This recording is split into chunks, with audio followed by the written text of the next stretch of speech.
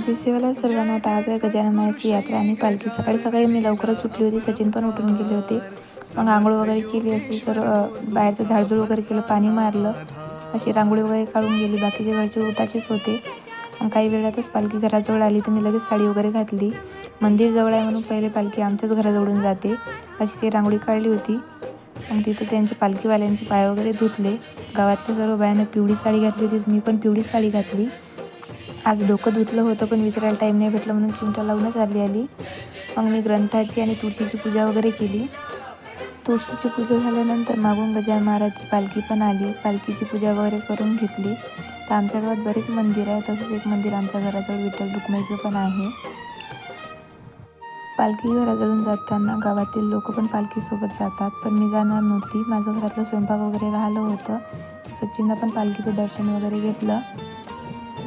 सकाळी जे काका आले होते त्यांनी म्हटलं होतं की दहीहंडीसाठी एक हांडी रंगून देजो म्हणून. पालखी गेल्या गेल्या मी अशी एक हांडी रंगून टाकली. पण